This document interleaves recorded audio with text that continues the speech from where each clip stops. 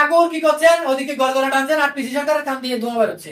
গুরু হচ্ছে দুই ধরনের গুরু থাকেন, যেমন শ্রী ঠাকুর অনুকূলচন্দ্র বলেন, আমি যখন পৃথিবীতে আসছিলাম তখন সূর্যের ভিতর দিয়ে করলাম, আমার খুব ঠান্ডা অনুভব হলো।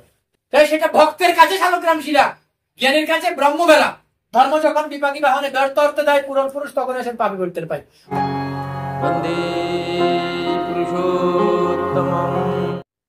তিনি এমন গুরু, গুরু হচ্ছে দুই ধরনের গুরু থাকেন।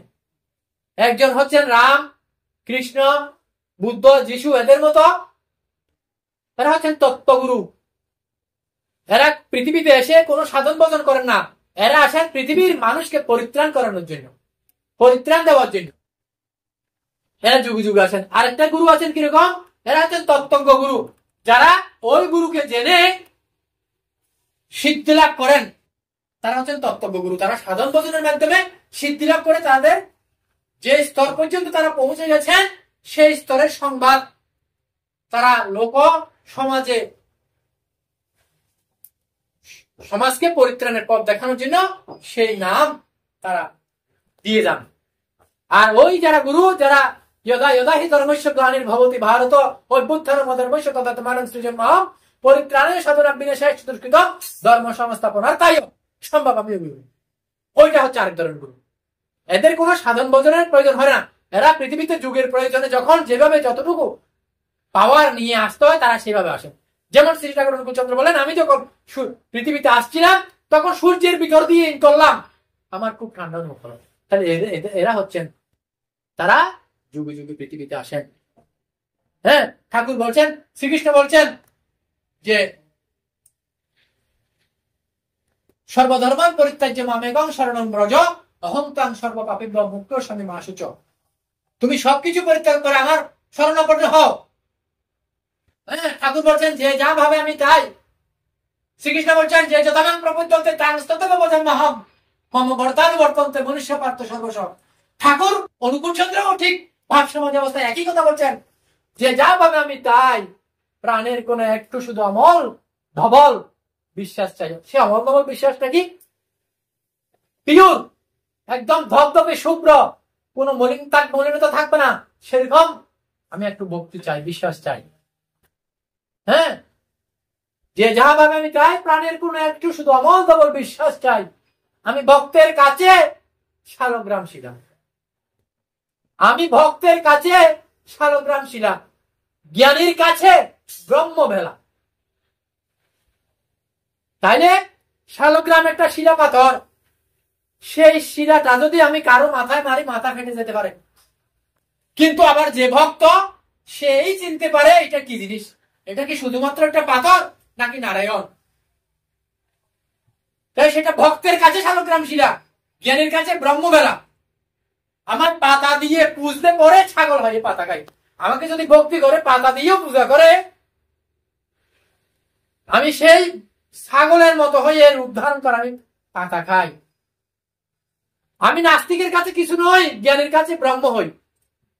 আমি সুরের উপর বাটপারি করি, সাধু জনায় বুকে ধরি। আমি সুরের উপর বাটপারি করি, সাধু জনায় বুকে ধরি।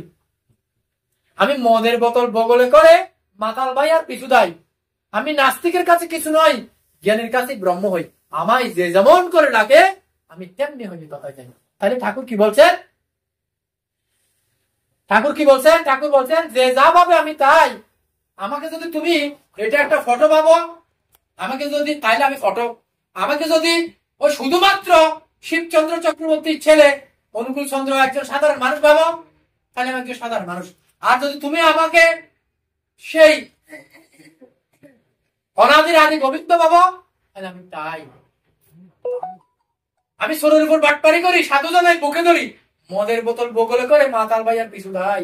আমি নাস্তিকের কাছে কিছু নই। আমি যারা নাস্তিক, যারা অবিশ্বাসী, আমি তাদের কাছে কিছুই নই। ঠাকুর বলছেন, শ্রীকৃষ্ণ বলছেন অবজানন্তি মাং মুরা মনসিত অনুমাশ্রিতম। হ্যাঁ, আমি যখন পৃথিবীতে মানব দেহ ধারণ করে আসি, তখন সাধারণ মানুষরা আমাকে, মূর্খ মানুষরা আমাকে সাধারণ মানুষ ভেবে অবজ্ঞা করে, অবহেলা করে, আমার কথা শুনে না। কিন্তু তারপরেও আমি কৃপা করে যুগে যুগে পৃথিবীতে আসি সবার পরিত্রাণের জন্য। তাহলে ওই যে বলেছেন, তুমি ভক্তিরূপ জল ত্যাগ করে আসক্তিরূপ বালির চড়ায় বহুদূর যেও না। দুঃখরূপ সূর্য তাপে বালির চড়া গরম হলে ফিরে আসা মুশকিল হবে। কিন্তু আমরা প্রতিনিয়ত এই সংসারে ওই যে প্রবৃত্তির মোহে আমরা প্রতিনিয়ত সেই বালুর চড়ায় প্রতিনিয়ত আরো দূরে চলে যাচ্ছি। মানে এত উত্তপ্ত হচ্ছে, এত জড়িয়ে যাচ্ছি আমরা সংসার বন্ধনে, আমাদের ফিরে আসা মুশকিল। তাহলে ঠাকুর যে কৃপা করে এই যুগে এসেছেন, তিনি বলছেন আমি মদের বোতল বগল করে পাতাল ভাইয়ের পিছু দাঁড়ি। এই যে শ্রীকৃষ্ণ যে বলেছেন, ঠাকুর যে বলেছেন, ধর্ম যখন বিপাকী বাহনে ব্যর্থ অর্থে দেয় পুরন পুরুষ তখন এসেন পাপী পরিত্রাণ পায়।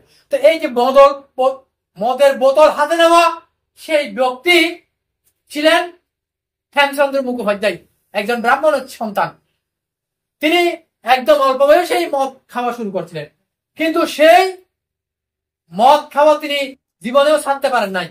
কিন্তু একমাত্র ঠাকুর অনুকূল চন্দ্রের কাছে এসে তিনি নিজ হাতে ঠাকুর সেই হেমচন্দ্র মুখোপাধ্যায়কে মদ খাওয়াইছিলেন। কিন্তু সেই কোনোদিন বলেন নাই যে তুমি মদ ছেড়ে দাও। ঠাকুরের এমন ভালোবাসা, ঠাকুরের এমন প্রেম, তার তিনি নিজে নিজেই মদের বোতল ছেড়ে দিয়ে একজন সাধকে পরিণত হয়ে গেছেন। একজন সাধকে পরিণত হয়ে গেছিলেন। বিশ্ববিখ্যাত জাদুকর পিসি সরকার ঠাকুরের কাছে আসলেন। ঠাকুরের কাছে এসে বসে তিনি এদিকে সিগারেট খাচ্ছেন আর কান দিয়ে ধোঁয়া বের করছেন। ঠাকুর অন্তর্যামী ভগবান, তিনি বুঝতে পারলেন যে কেরামতি দেখাতে বসেছে মানিক কে, পিসি সরকার।